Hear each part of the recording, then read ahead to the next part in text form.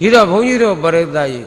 ကတ္တိယအထင်ရှားပေါ်လာတယ်ကိုနနီးကပ်လာပြီနော်ဒီတော့ကိုလူရေရှင်ဘုရားမေတ္တာပေးပါဘုရားဆိုနေမပြီးဘူးနော်ကိုယ်တိုင်လည်းလောက်ကြဘာလို့ဝမှလဲဘုရားဆိုတော့ခင်ဗျားတို့ဘာမှမခက်ဘူးဒီတရားတွေဟောပြီးသားမန္တလေးပေါ်ဘောင်းလန်းနေပြီဟုတ်ပြီလားတရဏဂုံဘဏ္ဍပါဆိုစမ်းမ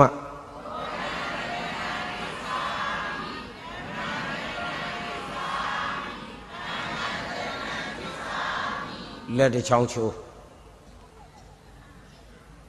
နေ့စဉ်သက်စီရော့နေ့စဉ်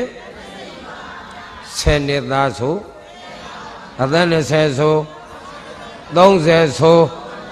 40ဆိုနေ့တိုင်းသက်စီရော့ရမှာခတ်သလားပင်မန်းသလားပတ်ဆံကုန်သလားပစ္စည်းကုန်သလားချိန်ကုန်လူပန်းသလားဒါဖြင့်လူတိုင်းလောက်သလားမှတ်ထားဒါပဲနော်ဆင်းရဲပဲဖြောင်းနိုင်တာဗါတဲ့ချမ်းသာဆောင်ယူနိုင်တာဗါတဲ့ဖြစ်ပေါ်လာမဲ့ဘေးရန်တွေကာစီနိုင်တာပြုံးနဲ့ဘေးကြုံဝုန်းငနဲ့လွအောင်ထုတ်ဆောင်နိုင်တာလူမိစ္ဆာနမိစ္ဆာယံငါကင်းဝေးစေတာဒါတော့စွမ်းပါတယ်ဒါကြောင့်ကိုယ်တိုင်လည်းလုပ်ပါကလေးတွေလည်းကလေးအမေတွေနော်မပေါ့နဲ့ဟိုမှစကားချနေတယ်ပေါက်ဆလေးတွေကြီးထိနေတာ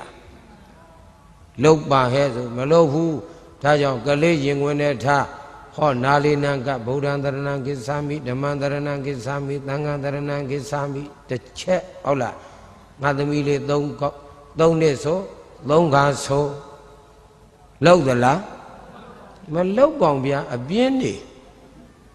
အဲ့ဒါကလေးအတင်းထိုးသိပ်ပြီးတော့ကိုရီးယားကကြည့်ဖို့ပဲကြံတာဟုတ်ပြီလားဒါလေးတွေလုံးမပေါ့နောက်ပြီးတော့